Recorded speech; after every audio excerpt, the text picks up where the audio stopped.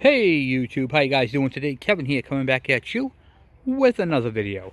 So as you can see, I've got my KV75 and my KM100 out, and I just wanted to go over a couple of important tips to check over before you guys head out and ride these things. Either bike, either style. These are two different style engines, by the way. That one over there, the KM, is a rotary valve. This one is not. In fact, this one don't even have reed valves. Yeah, if you can believe that. No reed valves, no rotary valve. It actually uses a piston as a valve. So it's pretty cool. And then, of course, the fuel does go into the crankcase first and then gets pumped up just like the rest of them. But this one doesn't use reeds and it doesn't use rotaries. So it's not a rotary valve engine. This is a 3-speed semi-automatic, so there's no clutch. And that one right there is a 5-speed with a clutch. So there's a couple of little differences for you there. So prior to riding on bikes, on these bikes particularly, and Suzuki's and Hondas and everything else, if you have a bike with spokes, you want to check your spokes and make sure you're not missing any and none of them are hanging from your last trip. And as always, you want to check your tread. Okay, so you can see this tire right here is just wiped out.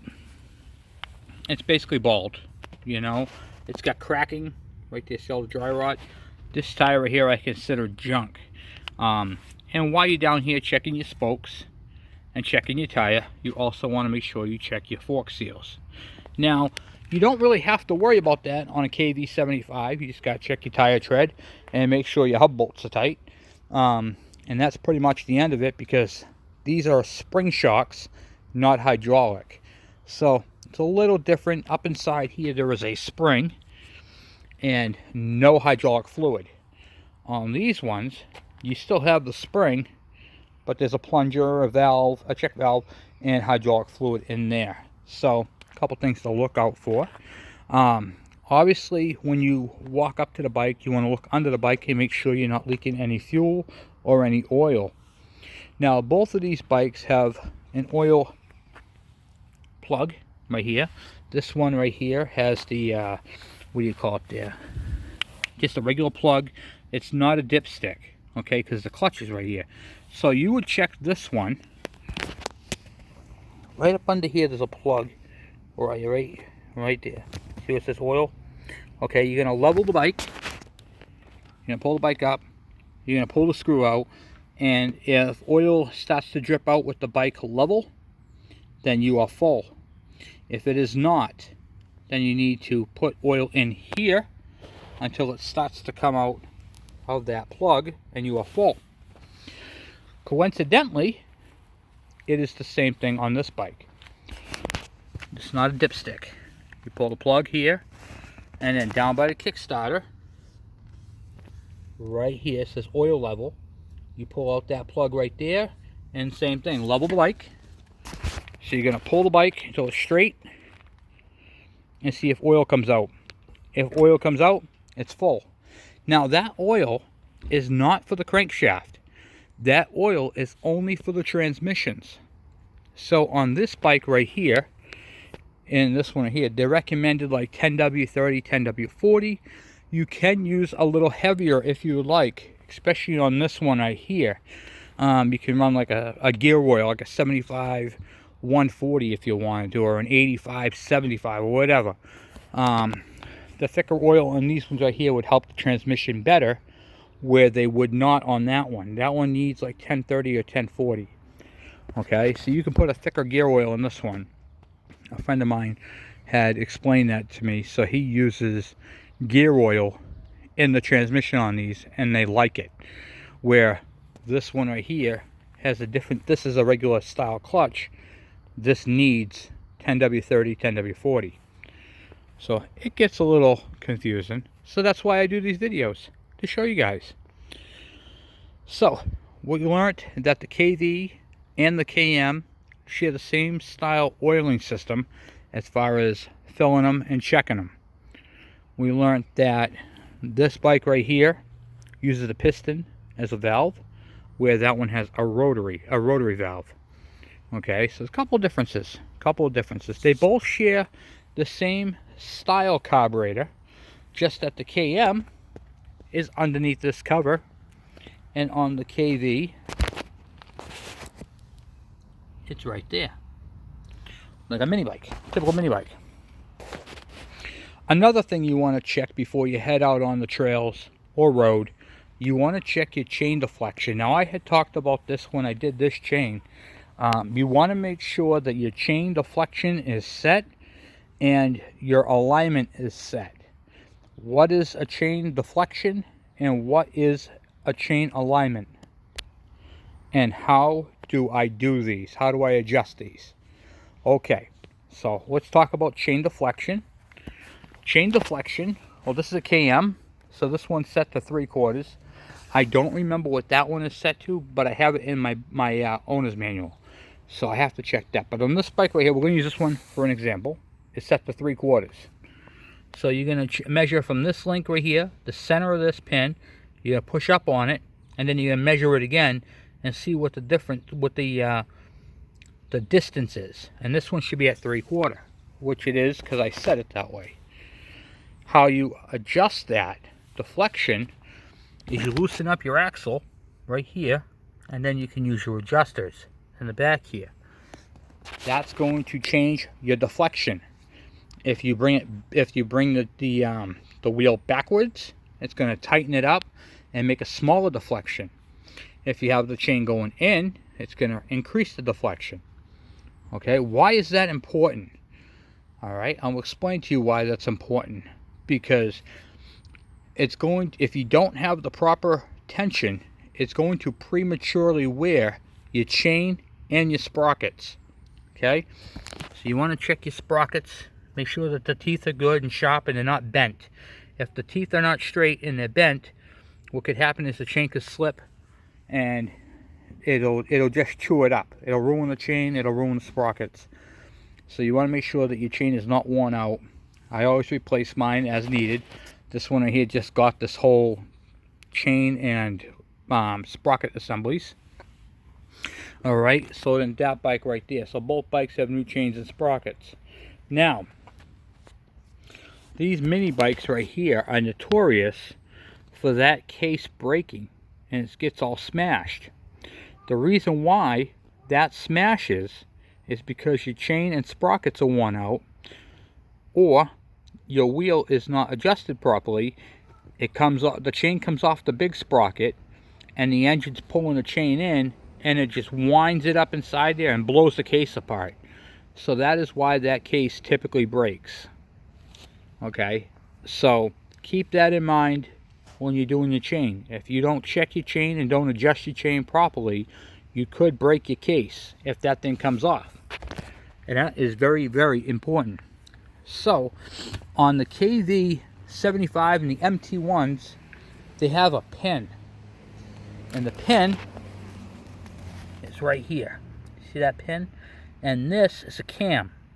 You can see all these little grooves on the cam. See if you can see them or not. Right there. See all those little grooves? So you want to make sure that this pin is on the same groove as on the other side. Okay, if you do that, if you have them on the same side, your tire will be straight, and you can adjust your deflection using these cams, moving them in the proper direction. So that is why that the chain and sprocket adjustment is very, very important. Now for the major part. On the KM 100, which we've talked about this many times on the videos, but I keep bringing it up because it's very, very important. You're going to need to pull your seat off.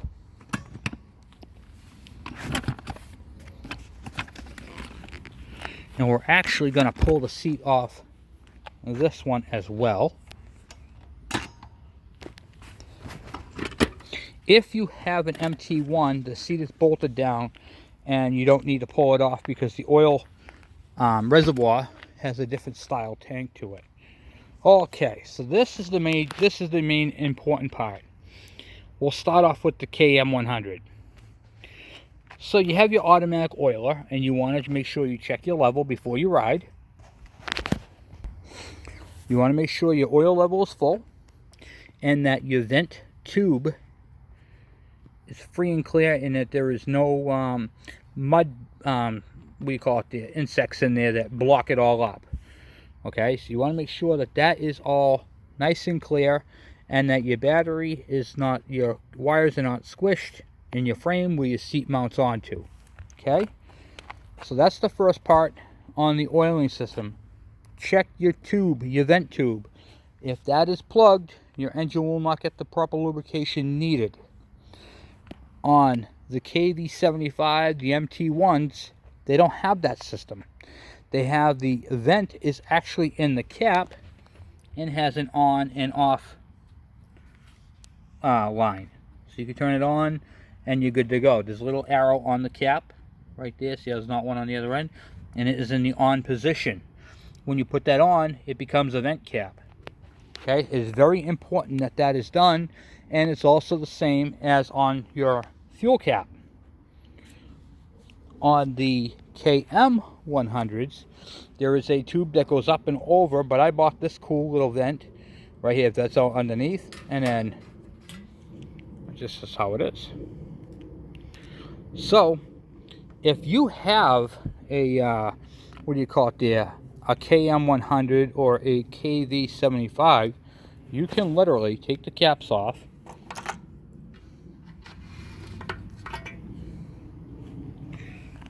and they are interchangeable.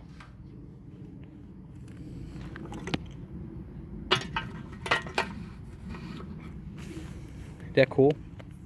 They share the same cap foundation as one another. Just crazy how that is. So luckily this cap right here came with the tank. It's like brand new. You see inside it? Nice and clean. Both of my tanks are really, really clean.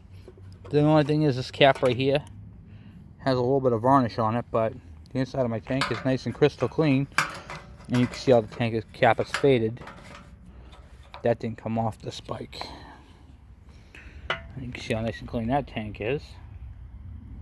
Bare metal. No rust whatsoever. Alright, so those right there are your preliminary checks for ride. Before you ride, check your chain tension, check and make sure you have no broken spokes. If you have one of these bikes, check your hub bolts, make sure they're not loose. Check your chain deflection, make sure your oilers are on and your vents are clear. Turn your gas cap on, and what do you call it there, and check your transmission oils. If you don't see anything on the ground, that doesn't mean you don't have to check it. You should always check it. So, and that is pretty much it. That's pretty much what I got for you guys for tonight. I just figured I'd do a quick little video and talk about a couple of things that you need to check on before you start riding. Lights, also when you start the bike up, obviously you want to check your lights and your directionals on the KM100. This bike right here automatically comes on, so you automatically get a headlight. I mean, you can shut them off from the switch, but you want to make sure you get your headlights and your tail light. There's no battery on this, so this runs right off the generator. So a couple of things you want to just make sure. Make sure your carb's not leaking. Let's do a quick little walk around. Make sure that the fuel line's not all tangled up or any of that type of stuff. I gotta change that a little bit because it goes up right there, the fuel line. So I'm gonna cut that back a little bit and go from there. And I put, see how I got the yellow fuel line? I have that on this one right here too, and you can see that the oil line is filled with oil, which I like that. I love that idea, and I have to do that with this bike as well. I'm going to run the yellow oil line. The other thing, this fuel line that's on this bike actually came with this bike. I didn't bother changing it. This bike was a basket case when I got it, and I'm actually this year starting. I had this bike for about 3 years now, and I'm just starting to get into working on it, which is crazy. However, this fuel line right here is the one that came on it, and they put an inline filter, a fuel filter, and you can see there's two different lines. You don't need an inline filter. It is really not needed, and I'll tell you why. because the filter on this bike is actually built right here. This has a filter built into it. So if your screen is broken up inside there and it's gone, then you need a filter down here.